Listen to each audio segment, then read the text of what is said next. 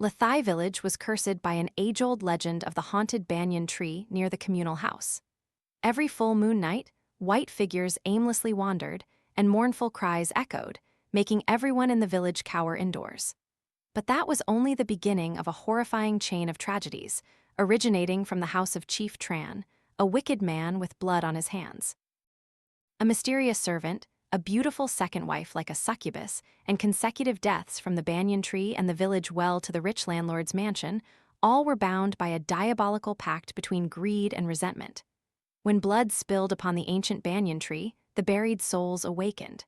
And on the full moon night of the 7th month, the cries of yesteryear echoed once more.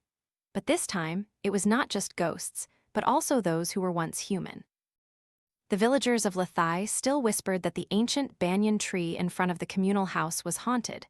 Every bright moonlit night, people would see the image of a girl in white, standing beneath the tree, weeping alone. Her cries were mournful and filled with sorrow. That was on ordinary nights. But every year, precisely at midnight on the full moon of the 7th lunar month, both in the communal courtyard and by the banyan tree, numerous white figures moved about, their cries so sorrowful they were heart-wrenching. The wailing seemed to echo from a distant place, chilling people to the bone, making them shiver with dread. For this reason, the villagers rarely ventured near the communal house at night unless absolutely necessary. As for the full moon night of the 7th lunar month, it had become a deep-seated custom, a habit for the villagers. By 11 p.m., everyone was in bed, doors locked, no one daring to step out of their homes. It was rumored that if a man stepped out on the full moon of the 7th month at 7 p.m., he would hear a girl crying in his ear. Then, as if sleepwalking, he would walk straight to the banyan tree. There, a stunningly beautiful girl in pure white clothes would be waiting for them, and the result would be either madness or death. In the past, there were a few brave young men who didn't believe in these rumors. Among them was Jayo, a tall, sturdy young man known for his courage in the village. They challenged each other. Exactly at midnight on the full moon of the 7th month, they would go to the banyan tree at the village entrance, bringing drinks and snacks for a night of revelry.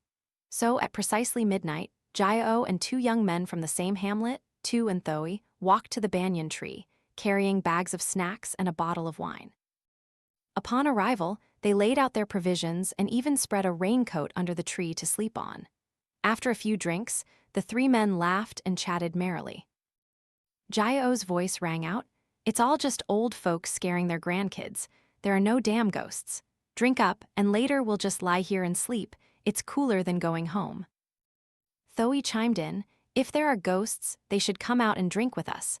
And if the rumors are true about a beautiful girl, even better."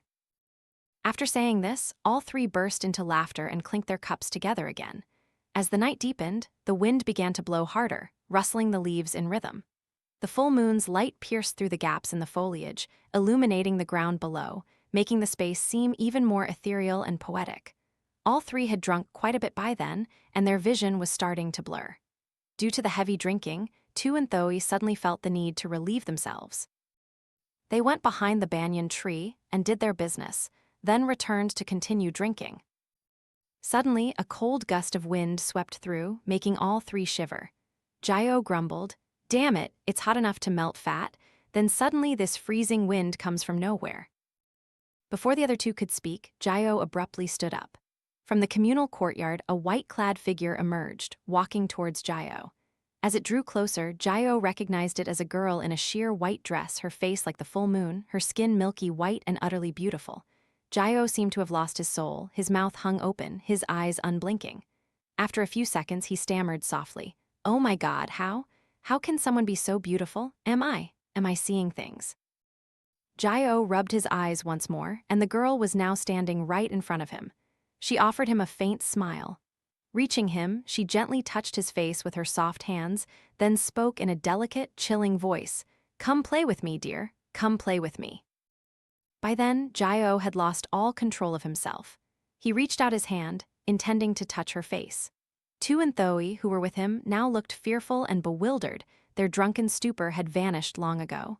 They had been witnessing Jayo's strange actions and words. He kept facing the communal courtyard, laughing and talking to himself, a worried expression on his face. Thuy nudged Thuy, "Get up and pull him down. He's drunk before he even started.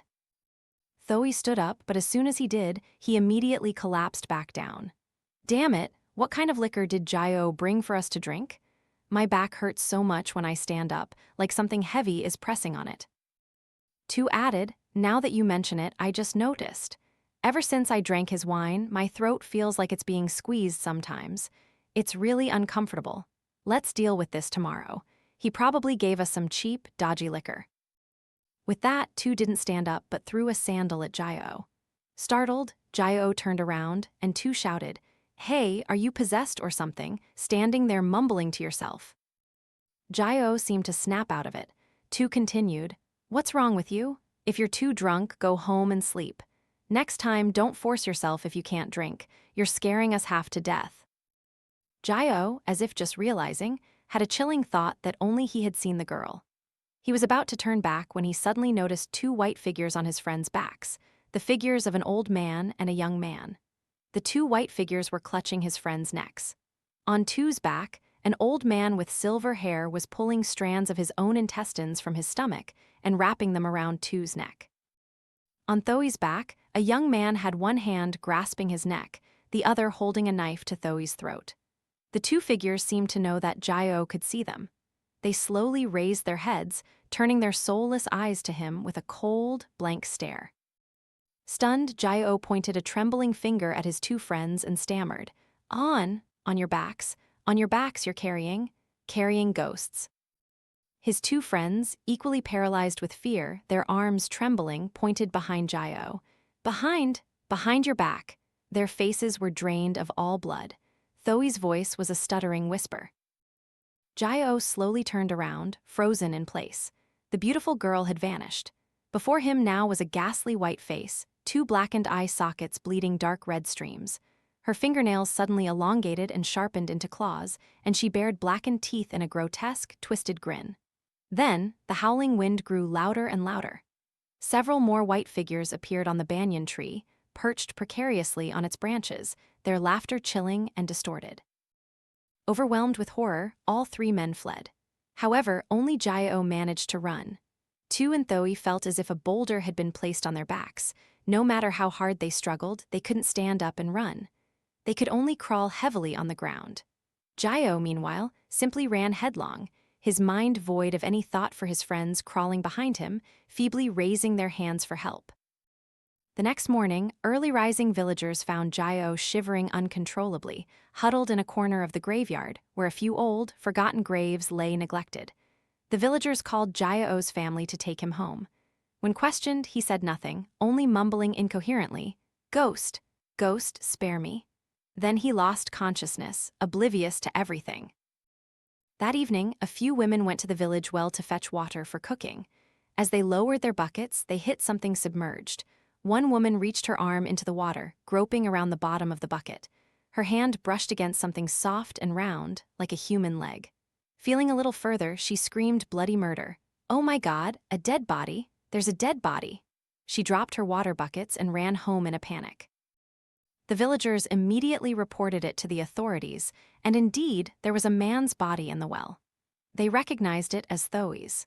His body, soaked in water, had begun to bloat, and his eyes were wide open in terror. Before their horror could subside, the officer responsible for retrieving Thuy's body noticed something strange. The spot where Thuy's body had been found was continuously bubbling. Intrigued, he jumped back into the well to investigate. Suddenly, he flinched, stood up straight, and shouted, everyone, come here and see, there's another body here." Hearing this, everyone gasped in alarm and rushed over, their fearful eyes fixed on the water. Slowly, the entire body of the unfortunate man was brought to the surface. His arm, frozen in death, still seemed to be pointing at something. His eyes were wide open, his mouth agape, and blood oozed from both ears of both men. The villagers stood in horrified silence, murmuring and discussing the event. Most of them were bewildered. The village well wasn't very deep. The water level only came up to the chest of two adults. So how could two healthy, tall young men have tragically drowned together like this? A forensic officer stood by, his face full of doubt. This is truly strange. Could they have died before falling into the well? If they drowned, why is there no water in their stomachs? At that moment, a villager spoke up. Last night, just after 11 o'clock, I was closing my shop when I saw these two and Jayo carrying a bottle of wine and heading this way. I asked them why they weren't going home and where they were headed, and they said they were going to the banyan tree to drink and cool off. I advised them to go home, but all three of them wouldn't listen. And now, this has happened today.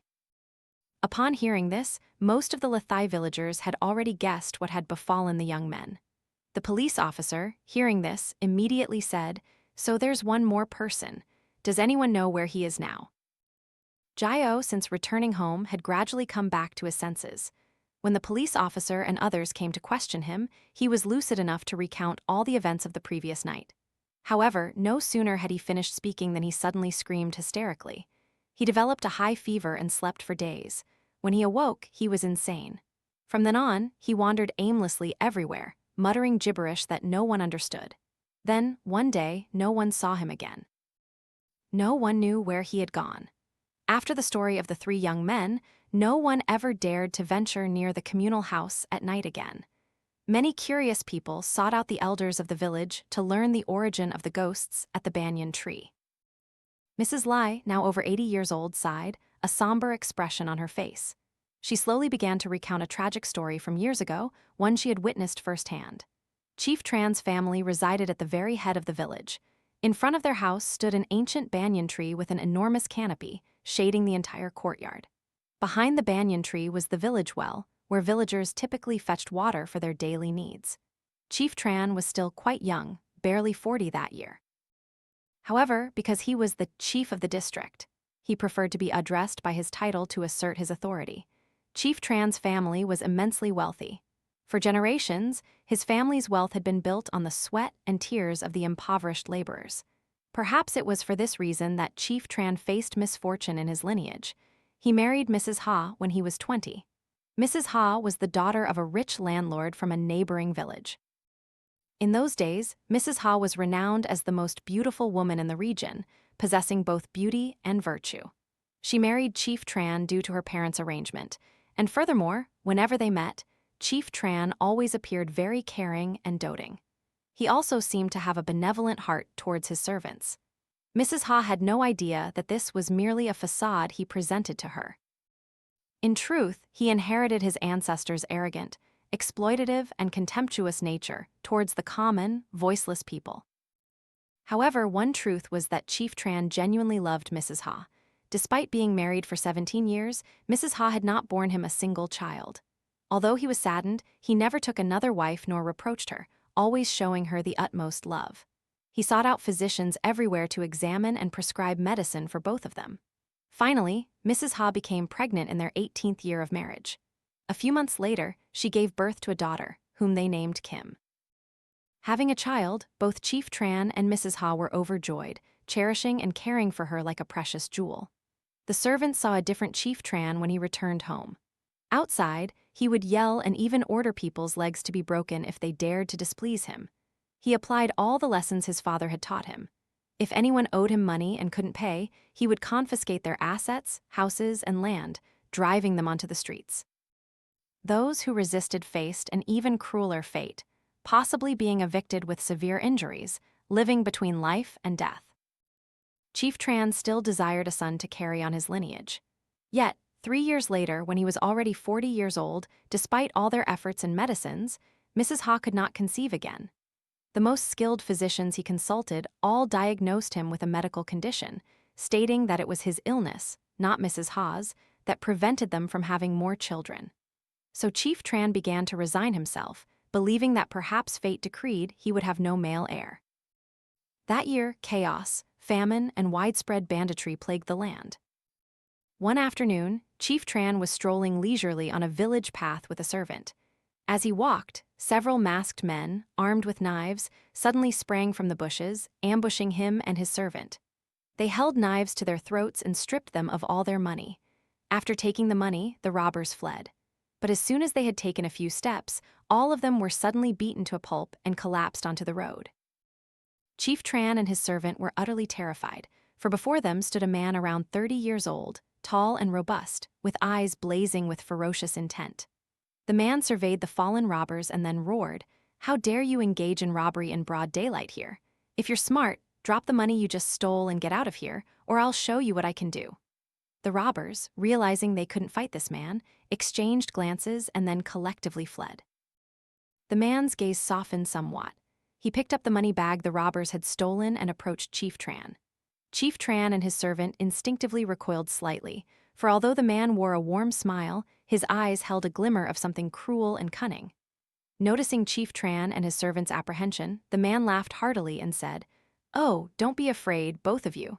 I just chanced upon this place, saw an injustice, and decided to lend a hand."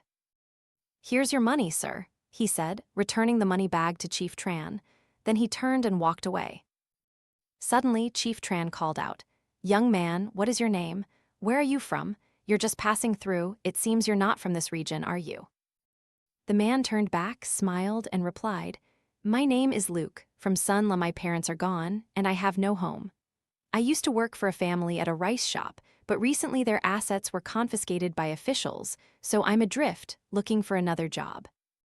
Hearing the man's words, Chief Tran's eyes lit up. He quickly said, "You're looking for work, and I'm in dire need of someone like you. If you're willing, come work for my household. Wages won't be an issue, just do a good job, and that's all that matters." Luke appeared overjoyed. "Sir, are you serious? You're hiring me."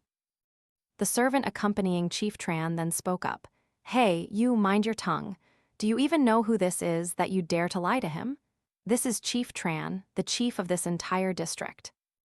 Luke immediately looked startled and collapsed to his knees. "My deepest apologies, Chief Tran. I didn't know you were the chief, and I've been disrespectful. Please forgive my ignorance. I promise I will work diligently and not disappoint you, sir."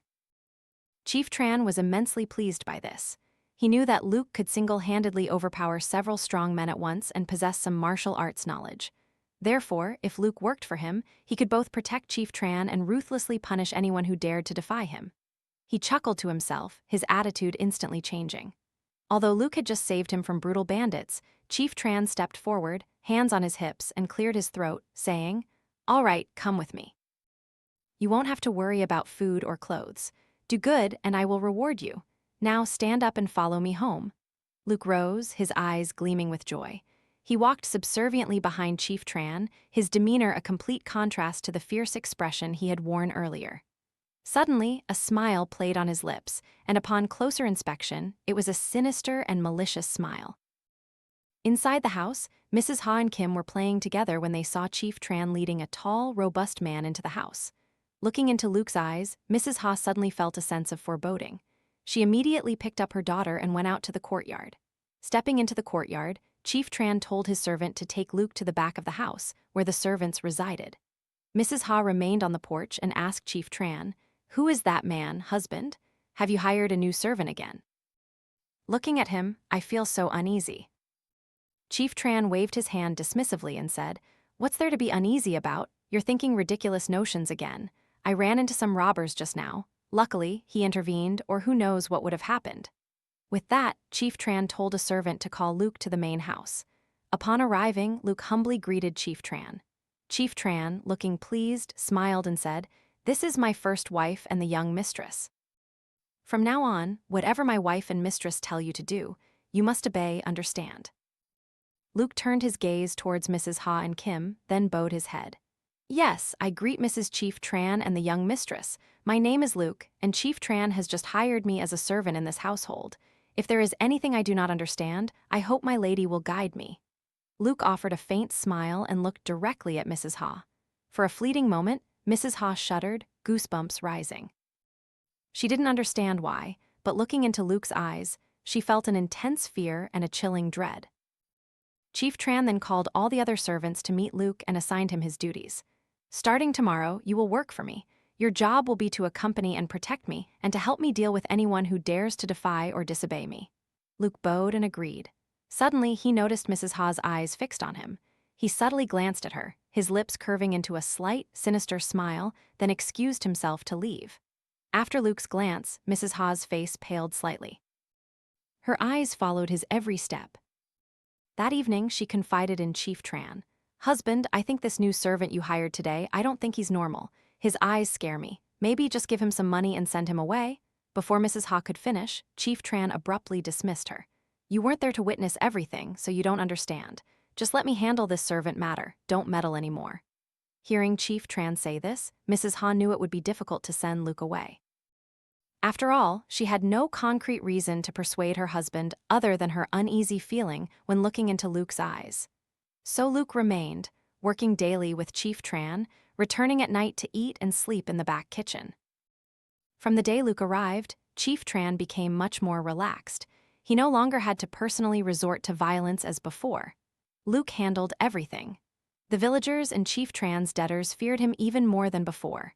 Previously, at most, they would suffer a few blows from a stick or a few slaps from Chief Tran, but now they could lose their lives at any moment.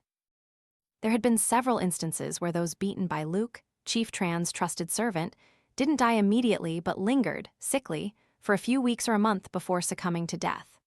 Because Chief Tran didn't directly kill them and their deaths occurred weeks or months later, no one at the time could accuse him of murder. Day by day, the villagers grew more terrified of Chief Tran's power and cruelty. Some, unable to repay their debts, knew they would eventually die anyway, so they brought their entire families and committed mass suicide. Just 3 months after Luke started working with him, Chief Tran felt much more powerful and respected. He relished the sight of the common people trembling, their faces drained of blood, whenever they saw him. And within those 3 months, Luke had undoubtedly earned Chief Tran's complete trust. Mrs. Han knew all the wicked deeds Chief Tran and Luke were involved in, but she sensed that Chief Tran trusted Luke more and more. Many times, she gently advised her husband, but he always dismissed her, leaving her powerless. Day after day, she recited prayers, invoking Buddha, hoping that karma would spare her daughter, Kim. One time, Chief Tran and Luke went to collect taxes from a household in the village. Unaware that Chief Tran was approaching, the husband and wife of that house were chatting merrily. "That old Chief Tran is just like his father from the old days. Taxes are sky high, and ever since that damn Luke came along, he's become even more tyrannical. No wonder he can't even produce a male heir. Their wicked line will be extinguished eventually." No sooner had they finished speaking than Chief Tran and Luke were standing right in front of them. Chief Tran's eyes blazed with fury, blood vessels bulging. Without a word, Luke stepped forward, cold-bloodedly clubbing both husband and wife over the head with the staff in his hand, giving them no chance to even utter a single cry. Then, Luke ferociously grabbed a stone and repeatedly smashed it into the man's mouth, all while cursing. "How dare you badmouth Chief Tran? How dare you curse Chief Tran's family? I'll make you die a death so gruesome even your ancestors won't recognize your faces, you savages." Luke continued to strike until the man's face was mutilated beyond recognition. Chief Tran, by then, had calmed his anger somewhat as he looked at the 2 corpses before him. One's face was completely smashed beyond recognition. It was then that he stammered to Luke, You've killed them. What do we do now?" Luke's face remained deadpan and he calmly replied, "They dared to badmouth you, sir. They deserve to die. Just leave it to me, I'll take care of it. I'll make sure it's clean and discreet. No one will ever know." With that, Luke found sacks, put the 2 bodies inside, and carried them along the banks of the Chaojiang River. Reaching the river's edge, Luke added stones to the sacks and then tossed both into the river. The 2 sacks slowly sank to the bottom.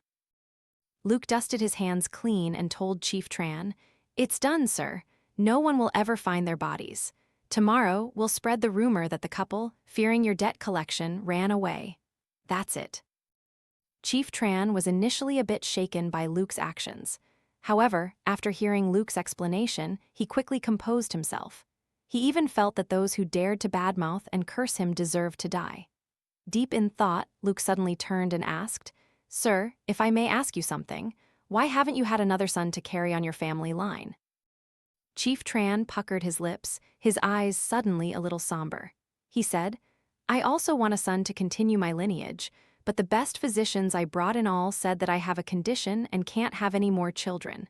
There's no cure, no way at all." Hearing this, Luke immediately spoke up. "In my hometown, I heard there are sorcerers who can treat illnesses that even the most skilled physicians can't cure. Especially matters concerning children, I heard they are very potent." Chief Tran appeared indifferent and said, "I've never believed in those sorcerers. They're only good at swindling people." Luke continued to persuade him. Well, now even the best physicians can't cure you, so why don't you try another approach? Doesn't the saying go, if you have an illness, you must seek treatment from all directions? And the sorcerer I want to introduce you to, he only does charitable work. He has never taken anything from anyone. So how could he be a swindler? Just allow me to invite him over and see what happens. We have nothing to lose. Seeing that Luke's words made sense, Chief Tran felt his resolve soften. He said, "All right, arrange to invite that sorcerer here for me to see. You're right. If you have an illness, you must seek treatment from all directions." Luke happily agreed with a joyful smile. The next morning, Luke set off early. 3 days later, Luke returned, followed by a man around 50 years old, dressed in ethnic attire. As he walked, he looked around curiously. Catching sight of Mrs. Ha and some servants standing by the kitchen watching him, he smiled, revealing blackened teeth, and proceeded directly into the house where Chief Tran was waiting. Mrs. Ha found it very strange, suspecting something was amiss. She immediately took Kim's hand and went inside. Upon entering, she saw the man holding Chief Tran's hand, examining something. Suddenly, he stopped looking at Chief Tran's hand and turned to Mrs. Ha and Kim, asking, "Excuse me, are these Mrs. Tran and Chief Tran's daughter?" Mrs. Ha felt a slight chill as she noticed the man's cold and scrutinizing gaze. She nodded faintly. At this point, Chief Tran quickly asked, "Well, sir, what do you think? Can I have a son to carry on my lineage?" The sorcerer hesitated, appearing to find it difficult to speak. Understanding, Chief Tran told everyone, including Mrs. Ha and her daughter, to leave. When only the two of them remained in the room, the sorcerer spoke. "I can assure you of one thing, Chief Tran can certainly have a male heir." He continued, "Chief Tran has no illness. It is your wife who is ill. Your wife has too much negative energy within her, which prevents her from bearing you a son. If you want a son, Chief Tran must find a girl around 27 years old who has a red birthmark near her left ear. Such a person will surely bear you a son." Hearing the sorcerer's words, Chief Tran asked with some concern, "If that's what you say, then I'll follow your advice. But where can I find such a girl? As far as I know, there's no girl around here with a red birthmark on her neck." The situation didn't seem very promising. The sorcerer smiled at Chief Tran and said, "Chief Tran, don't worry about this. When destiny calls, it will come to you. You won't have to go looking for it. Just be sure that if you encounter such a girl as I described, you must keep her, cherish and care for her. Not only will you have a male heir, but your family will prosper even more afterward." With that, the sorcerer bid farewell to Chief Tran and left. Although Chief Tran didn't know if the sorcerer's words were true, he was visibly pleased. After all, it was Luke, his trusted right-hand man, who had brought the sorcerer. So when the sorcerer left, Chief Tran offered him a large sum of money. However, the sorcerer only took a small amount for travel expenses and then walked leisurely out the gate. After the sorcerer had gone, Chief Tran clicked his tongue and said to Luke, "This sorcerer is something else. I offered him money, but he wouldn't take it, saying he only helps for good deeds, not for money. In this era of famine, are there still people who refuse money?" Luke smiled and replied, "This sorcerer is quite renowned, sir. He has never taken money from anyone besides a few travel expenses, and whatever he foretells always comes true, sir." Chief Tran nodded, looking very satisfied, then he seemed to fall into deep thought. Luke was about to ask, but seeing Chief Tran's contemplative expression, he refrained. Seeing Chief Tran so content, Luke also felt his spirits lift. He returned to the back of the house, gleefully snapping his fingers as he walked, a triumphant expression on his face. Not long after the meeting with the sorcerer, just 2 weeks later, the sorcerer's prophecy seemed to come true. One day, Chief Tran and Luke were on their way to the district for some business. As they walked, Chief Tran suddenly collided with someone coming from the opposite direction. The collision wasn't too forceful, but the other person fell. Chief Tran was slightly startled. Annoyed, he was about to turn and scold them when his attitude suddenly changed. His face instantly brightened, radiating joy. He looked extremely pleased. Standing before Chief Tran was a girl, around 27 or 28 years old. She carried a small cloth bundle, and her clothes were quite old. Her face was smudged and tanned from the sun and wind, but one could still see that she was quite pretty. And most importantly, the girl had a red birthmark on her neck. Luke was utterly surprised. His eyes widened as he witnessed the scene, for never before had Chief Tran shown such gentleness, except when speaking with Mrs. Ha and his daughter. After a moment of hesitation, Chief Tran rushed to help the girl up, his voice soft. Are you all right, young lady? Why are you in such a hurry? You must look where you're going. What if you got seriously hurt? The girl was still terrified. She looked at Chief Tran with immense fear, then glanced behind her. In the distance, several figures were faintly visible, running towards them. The girl, frightened, pressed herself close to Chief Tran. She pointed towards the men, stammering, Help! Help me! Those bandits, they stole all my money and they wanted to capture me too. Understanding the situation, Chief Tran gestured to Luke. Quick as a flash, Luke stepped in front of Chief Tran and the girl, a gleaming knife in his hand. Luke's eyes were bloodshot, ready to confront the approaching bandits. The bandits were initially aggressive, but suddenly they froze, their eyes widening in fear. They recognized the man standing before them as Chief Tran's most capable and ruthless henchman, a master of martial arts. They exchanged glances, then turned and fled.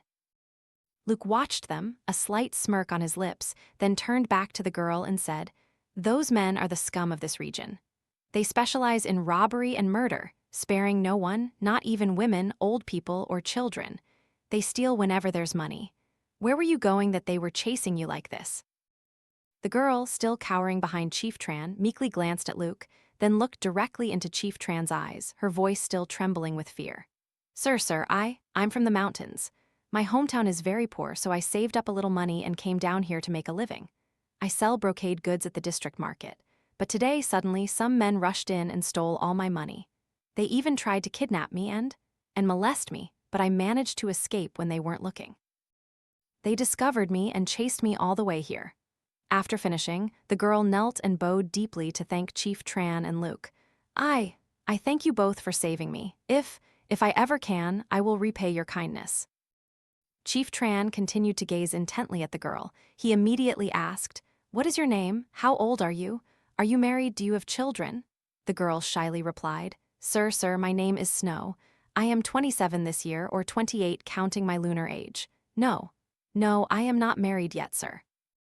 Chief Tran beamed with delight upon hearing this. He quickly said, Now that your money has been stolen by those bandits, where will you go? And if you travel alone again and encounter them, then perhaps. Chief Tran hesitated for a moment, then subtly glanced at her face. Indeed, the girl's face clearly showed fear. Chief Tran continued, I am Chief Tran, overseeing this entire district. If you wish to follow me, I guarantee you will never suffer again. You will have servants waiting on you. What do you say? Hearing the title Chief of the District, the girl immediately knelt, clasping her hands, looking very flustered. Sir, I apologize, Chief Tran. Please forgive my insolence. I didn't know you were the chief of the district until now. Chief Tran laughed heartily, looking triumphant. If you know I'm the chief of the district now, what do you think of my offer? The girl understood Chief Tran's meaning from his very first words. She blushed profusely, looking down at the ground and said, Sir, I wouldn't dare. I am just a... Before the girl could finish her sentence, Chief Tran sat down, took her hand, and helped her up, his attitude and address immediately changing. My love, stand up. I like you, I don't care about your background. From the very first moment, I was very taken with you. Come be my wife, and I guarantee you'll live a life of comfort. The girl could only bow her head, offering no reaction whatsoever. Luke, who had been observing Chief Tran intimately holding the girl's hand, now directed a sharp, angry gaze towards Chief Tran. However, engrossed with the girl, Chief Tran remained oblivious. Luke then approached Chief Tran and whispered in his ear, Sir, I've never seen you do anything to wrong Mrs. Ha before. Why are you bringing this girl home now? What about Mrs. Ha? Chief Tran appeared unconcerned by Luke's words. He firmly stated, I have been faithful to her for all those years, that is enough. Don't worry, I have my own way. No one is allowed to hinder me from having a male heir this time. Seeing Chief Tran's irritation, Luke said nothing further. And so, the three of them walked slowly down the path towards Chief Tran's house. All the villagers watched, furtively whispering and gossiping. This was because Chief Tran was walking with a very young and beautiful girl, in a very intimate manner, heading towards his grand house at the village entrance. Inside the house, Mrs. Ha was quite surprised to see Chief Tran bringing in a beautiful, unfamiliar young woman into the courtyard. She quickly fumbled for her sandals, rushed from her bed, and hurried outside. She remained silent, simply staring directly at Chief Tran. The girl looked up and saw a woman with a benevolent face, dressed differently from everyone else in the house, and realized that the woman standing before her was none other than Chief Tran's wife. The girl fearfully bowed her head, her voice meek. Yes, yes, I greet Mrs. Chief Tran. Chief Tran's gaze at his wife was awkward for a fleeting moment. He cleared his throat, then told Luke, take her to the left side of the house, there's still an empty room there. Tell the servants to clean it thoroughly. Luke looked quite surprised, because that room on the left side of the house was not meant for servants. It was directly opposite Mrs. Ha's room. Mrs. Ha, too, seemed to understand somewhat. Her red-rimmed eyes remained fixed on Chief Tran, unblinking. Luke gave Mrs. Ha a probing glance, then turned back to Chief Tran, hesitatingly asking, Sir, are you sure? That room is. Before Luke could finish, Chief Tran roared, startling both Luke and the girl behind him. What I say goes, just do as I tell you and don't ask so many questions. With that, Chief Tran walked directly into the house. As he passed Mrs. Ha, he didn't even bother to look at her. He entered the house and sat down, folding his legs neatly on the wooden platform. He spoke gravely. Wife, come in here. I have something to say. Mrs. Ha's face was utterly saddened at this moment. In a short period, she had gone from one shock to another. First, her husband brought home a young, beautiful stranger and put her in the room opposite hers.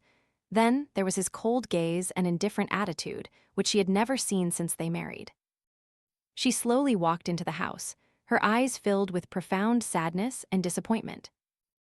A week later, early in the morning, Chief Tran's house was unusually noisy and bustling. The sounds of knives, chopping, and people talking created a lively commotion. Today was the day Chief Tran was taking a second wife. Mrs. Ha, the first wife, was also busy, rushing back and forth, overseeing the preparations for the feast in the kitchen. Guests crowded the courtyard, all officials and people of influence. Snow, Chief Tran's new wife, seemed to have quickly adapted to becoming the wife of the district chief. In contrast to her bashful and timid demeanor in the first few days she arrived, she now moved gracefully among the tables, thanking and offering wine to the guests. Her words were sweet-tongued and cunning. Witnessing Snow's intelligent and shrewd actions and demeanor, Chief Tran was immensely pleased, beaming with pride. The guests showered him with praise, complimenting him on his beautiful, intelligent, and clever second wife.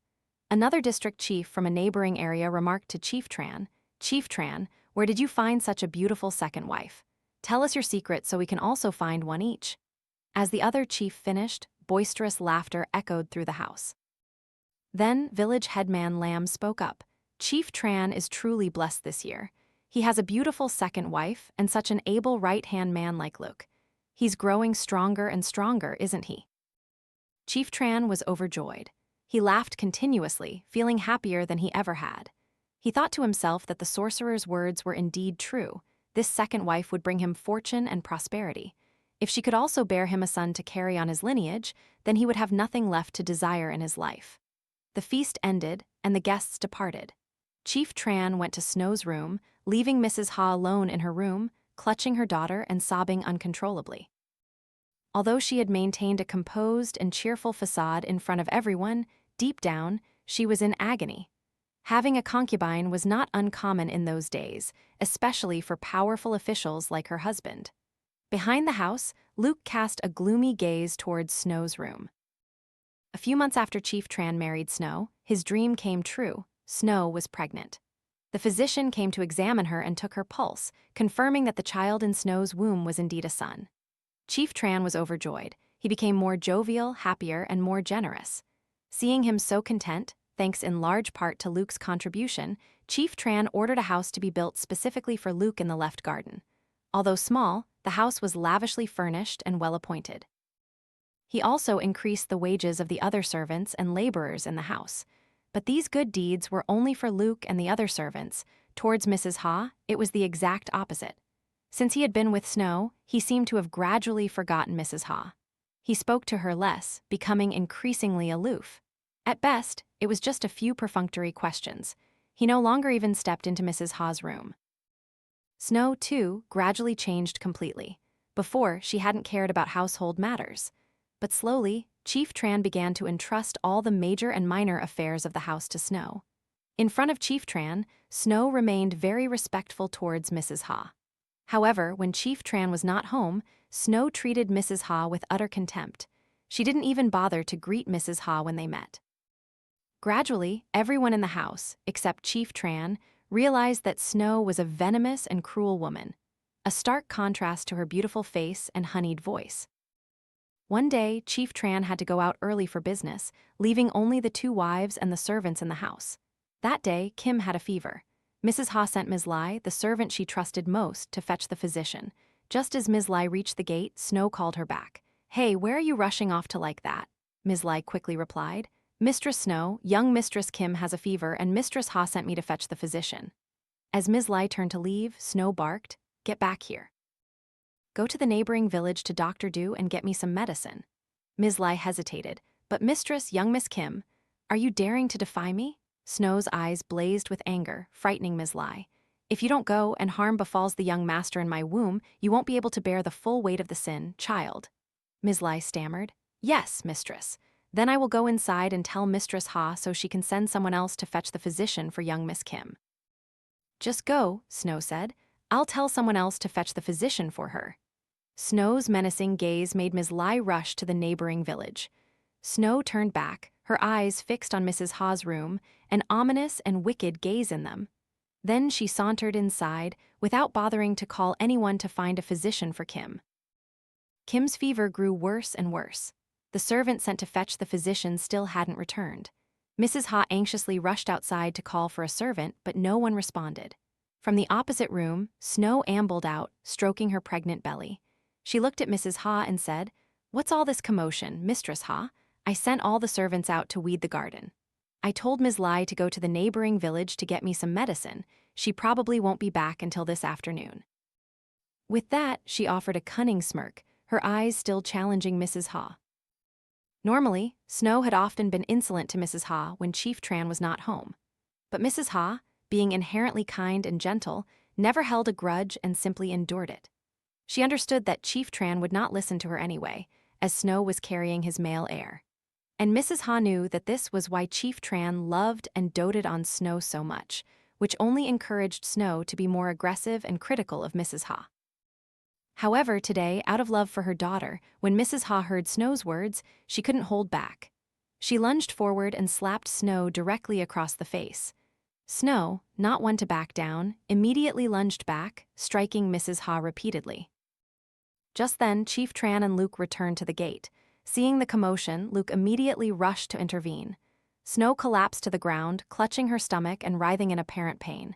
Seeing Chief Tran, Snow pointed at Mrs. Ha, bursting into tears. She hit me, she tried to kill our child." Hearing these words from Snow's mouth, Mrs. Ha's fury intensified.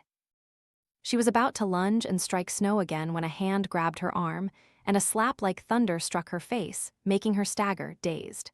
She turned to see Chief Tran, his eyes bloodshot with rage, shouting at her, "What do you think you're doing? You'd best know your place. If you dare to touch her again, don't blame me for being ruthless." Luke from behind quickly interjected, "Sir, I'm sure there's some misunderstanding here. Mrs. Ha has always been virtuous and benevolent, everyone respects her. How could she do such a thing?" Still reeling from the shock and pain of Chief Tran's slap, and hearing the words from his own mouth, Mrs. Ha was filled with indignation, tears streaming down her face. She choked out, "Husband, you hit me because of her? You believe her words so much that you don't even need my explanation. Your daughter is burning with a fever right now. Do you still care about her at all?" Hearing about his daughter's fever, Chief Tran's anger subsided somewhat. However, he did not go to his daughter's room. Instead, he rushed to help Snow. He told Luke to call the physician for Kim, then helped Snow back to her room, completely abandoning Mrs. Ha. After that incident, Mrs. Ha became more secluded. She focused only on caring for and educating her daughter. All major and minor household affairs were managed by Snow.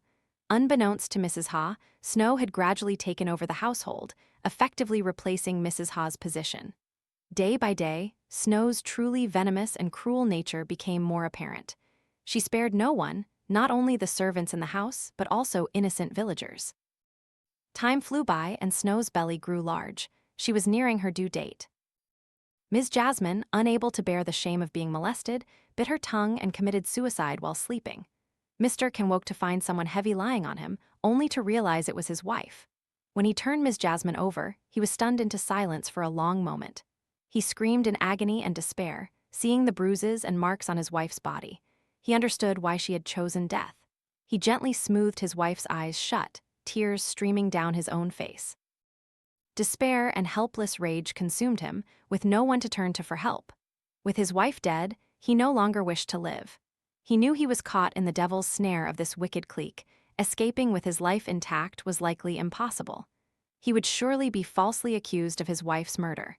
He didn't know what had become of his son or the servant named Mo. All he could do now was pray to heaven for his son's safety. Suddenly, he stood up, his eyes filled with righteous indignation, and slammed his head against the wall. He collapsed next to his wife, his hand gripping hers, a single tear tracing a path from his eye as he too closed his eyes. The next day, all the servants were released. As for Mr. Can and Ms. Jasmine, the wealthy couple, it was declared that they had committed suicide out of fear of judgment, and all their land and property would be confiscated and handed over to Chief Tran's management. Today, Chief Tran's mansion was bustling with activity, filled with the loud chatter and laughter of many people. Guests poured in from the province, coming to celebrate Chief Tran's 60th birthday. The shrieks of pigs being slaughtered, the squawking of chickens and ducks, and Chief Tran's imperious shouts of instruction echoed steadily. Kwong, Chief Tran and Snow's eldest son, elegantly dressed, stood at the main entrance, greeting guests on his father's behalf. Every now and then, he would glare and scold the servants carrying dishes. From a young age, Kwong had been doted upon by Chief Tran, making him arrogant and unruly, disrespectful to everyone. At times, he was even more cruel than Chief Tran himself. Once, a female servant, desperate with hunger, stole a few cakes from Kwong, intending to take them home to her small child. Kwong accidentally caught her. He immediately ordered her to be bound and beaten, crippling both her legs before expelling her from the house.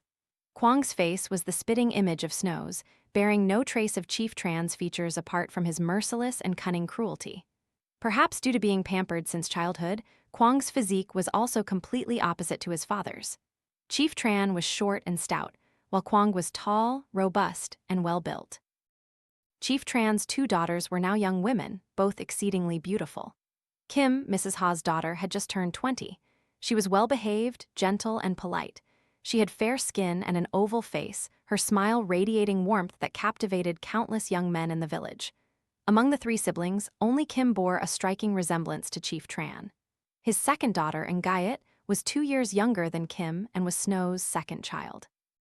She had a face as round as the full moon, dimples, and perpetually sparkling eyes.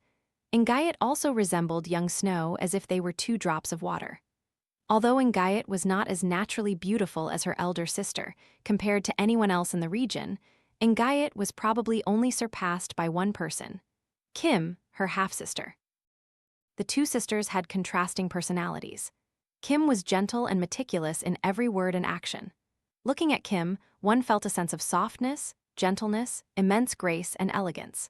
In contrast, Ngayat was outspoken, cheerful, blunt in her speech, and spontaneous in her desires for food and drink. When angry, she showed no deference to anyone, and if she wanted something, she would get it no matter what, never willing to lose. Because of this, Kim had always deferred to Ngayat since childhood. Though not born of the same mother, Kim always protected Ngayat whenever she was bullied by village children, or even took the blame for Ngayat to spare her from Chief Tran's chastisement. The servants in the house deeply respected Kim because she and Mrs. Ha treated them very well. Many times, if not for Mrs. Ha and Kim, many servants here would have long been fired by Chief Tran or even mercilessly beaten.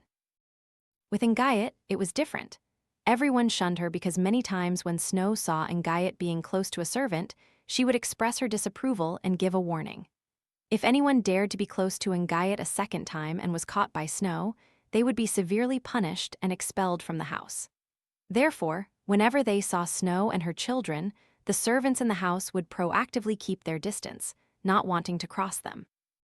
Snow also deeply disliked when servants in the house showed too much intimacy with Mrs. Ha and Kim. She would find an excuse to frame them, punish them with fines, or beat them brutally. Gradually, the servants also avoided both Mrs. Ha and Kim. They knew that if Snow held a grudge, no one could save them, not even Mrs. Ha. Snow had an incredibly scheming and vicious tongue, and Chief Tran had absolute faith in everything she said. So, even though they admired Mrs. Ha and Kim, they now only dared to keep it hidden in their hearts. Everyone in Chief Tran's family was bustling about when, from the gate, a servant from Chief Tran's household came running frantically towards where Chief Tran stood. Sir, the governor is here. He's just entered the village and is heading towards our house."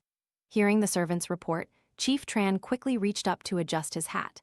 He urged Kwang to follow him and quickly walked out. They reached the gate just as the governor's retinue arrived. The governor's party consisted of 7 people in total, with 5 attendants walking behind. In front were the governor and a young man, about 20 years old, tall and handsome, with exceedingly refined manners. Upon their arrival, Chief Tran and his son quickly bowed deeply. "Greetings, Your Excellency the Governor. You have honored our family greatly by traveling such a long distance today to attend my 60th birthday celebration." Chief Tran then looked up at the young man, who was still intently gazing into his courtyard. Chief Tran briefly noticed something familiar in the young man's face, as if he had seen him somewhere before but couldn't recall where. Seeing that Chief Tran asked, but the young man seemed preoccupied and didn't hear his question, the governor spoke up to answer on his behalf. Allow me to introduce my only son, Nam. He just turned 23 this year. I brought him along today to familiarize himself with the local governance here. He'll be taking over my duties in the future. And this is your esteemed son, Chief Tran, isn't it? He's grown quite a bit." Kwang quickly replied, "Yes, Your Excellency, I am 19 this year." The governor smiled faintly, looking pleased, and said, "You seem very promising. I hear you're an able right-hand man to your father. Truly, a tiger begets a tiger. Well done. Keep it up, you'll be taking over your father's responsibilities someday." With that, the governor patted Kwang on the shoulder and smiled gently. Kwang stammered, Yes, I hope Your Excellency and your son will provide much guidance in the future." The governor laughed heartily and said, All right, that's a distant matter for later. Let's discuss it then." Then he turned to Chief Tran and said, "You are truly blessed, Chief. Your son is so capable and mature, unlike my Nam, who is still quite playful." The governor then turned to look at his son.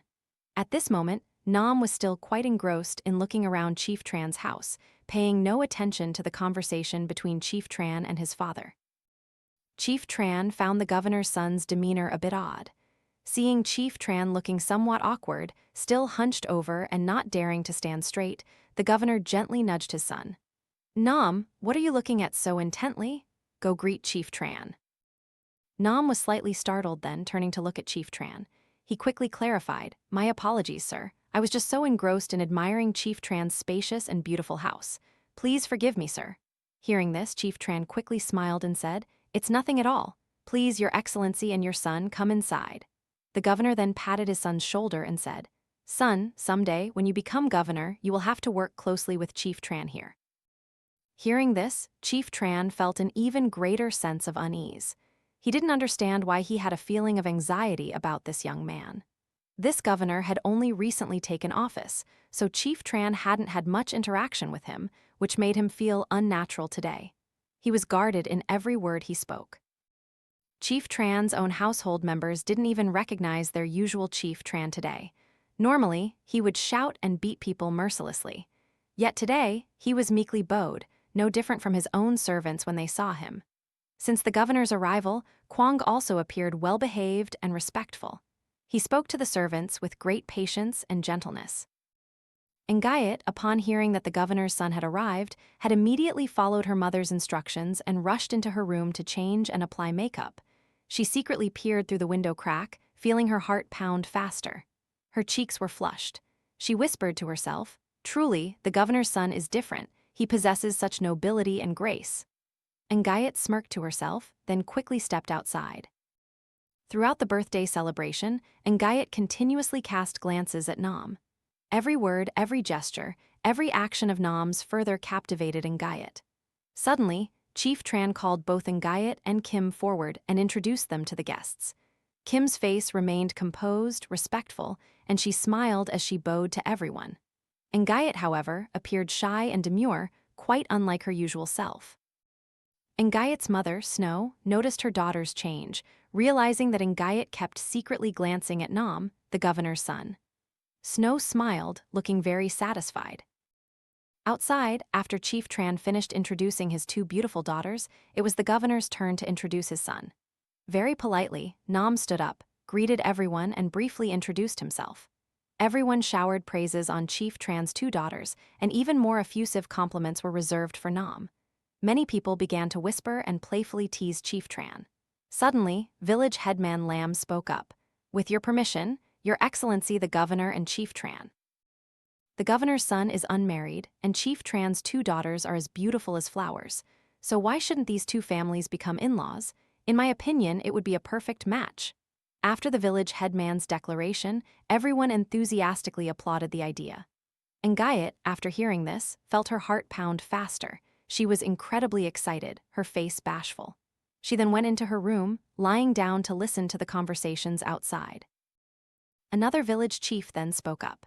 "In my opinion, young Master Nam marrying young Miss Kim would be the most beautiful match. Their ages are almost the same, and Miss Kim is the elder daughter in the family. It's only natural for the elder sister to marry before the younger." Everyone applauded, agreeing with the village chief's suggestion. Chief Tran was delighted because if his daughter married the governor's son, his power would grow even stronger. Who else in this region would dare to defy him? Despite his delight, after the words of the 2 village chiefs, Chief Tran became somewhat embarrassed and said, "Your Excellency, they're just saying that for fun, but such a thing." Before Chief Tran could finish, the governor quickly interrupted. "Oh, you're being too discriminatory. It would be wonderful if my son married one of your 2 daughters. The main thing is whether the young people like each other. I will support them." Hearing the governor's words, Chief Tran was visibly pleased, for he himself had not expected the governor to be so understanding and open-minded. Kim was still inside, chatting with Mrs. Ha and some servants. From the beginning of the birthday celebration, she hadn't paid any attention to the governor's son. In fact, she hadn't even bothered to look at his face. But now, when people outside mentioned her name, she turned her gaze towards where Nam was sitting. Coincidentally, Nam was also looking towards her at that moment.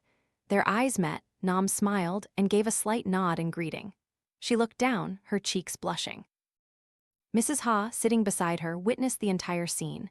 She then said, "You're grown up now, my child. It's time to find you a husband. I think young Master Nam is a good catch. I'm never wrong about these things." Kim looked at her mother, unable to hide her shyness, and said, "I don't want to get married, Mother. I want to stay with you and take care of you."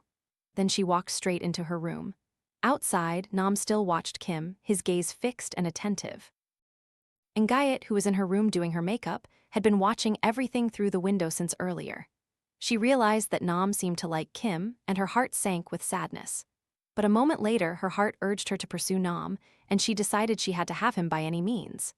Thinking quickly, Ngayat finished her makeup, admired herself in the mirror, and then stepped outside. She intentionally walked past Nam several times, but Nam barely seemed to notice her. Realizing that this wasn't attracting Nam's attention, Ngayat approached him, carrying a plate of fruit, and placed it on the table where Nam was sitting. She acted bashful. "Please, please, may I offer you some fruit?" Nam then turned to look at Ngayat. He gave her a gentle smile and said, "Thank you. You are the second wife's daughter, aren't you?" Seeing that she had made an impression, Ngayat happily pulled up a chair next to Nam and said, "Yes, that's right, I am Mother Snow's daughter. My mother used to be the most beautiful woman in this region." "Really? So you resemble your mother, that's why you're so beautiful, isn't it?" Nam playfully teased. Ngayat blushed and looked down. Nam then looked towards where Snow was sitting and realized she had been watching their conversation from earlier. Nam gave a slight bow in greeting. Snow smiled, looking quite satisfied. Nam then turned back to talk to Ngayat. "Ah, may I ask you, is that tall, robust man overseeing the kitchen staff, Luke Chief Tran's most capable assistant for all these years?" Ngayat happily replied, "Yes, that's him, brother. Now all the household affairs are discussed and handled by him and my brother Kwang. My father is much less burdened thanks to him." Nam raised his cup of water to his lips, took a sip, and sighed in contentment. "Indeed, your father has many talented people by his side. It's like a tiger growing wings." Nam and Ngayat laughed and chatted merrily. At this point, they seemed to have become closer. Ngayat also sensed that Nam had a positive impression of her. Ngayat was overjoyed, secretly rejoicing. Snow, meanwhile, continued to observe every move of her daughter and the young master from the governor's household. Her face was filled with triumph and satisfaction. A moment later, as Nam and the others were preparing to leave, the large wooden plaque bearing the longevity character, which Chief Tran had commissioned to be hung in the center of the main hall, suddenly crashed to the ground. It struck village headman Lamb directly on the head. Blood splattered everywhere. The village headman's head was deeply indented, almost the size of a fist, and blood gushed from his ears, nose, and mouth. Before dying, the village headman's hand was still raised, pointing frantically towards Chief Tran's ancestral altar. Then he died on the spot. Chief Tran's face turned ashen with horror as he shouted for everyone to carry the village headman's body outside. The entire plaque, which he had just bought and hung to commemorate his 60th birthday, was also taken away and discarded, for it was now soaked in fresh blood. Everyone was still stunned, unable to comprehend what had happened. A sense of ominous misfortune permeated the minds of all those present at the birthday celebration, and it also struck Chief Tran himself. Kwang, Chief Tran's son, was furious. He ordered men to grab cudgels and ropes and head straight to the alley, to the houses of the craftsmen who had hung the plaque. Before Kwang even reached the gate, Chief Tran called out, "Apprehend them all and bring them back here.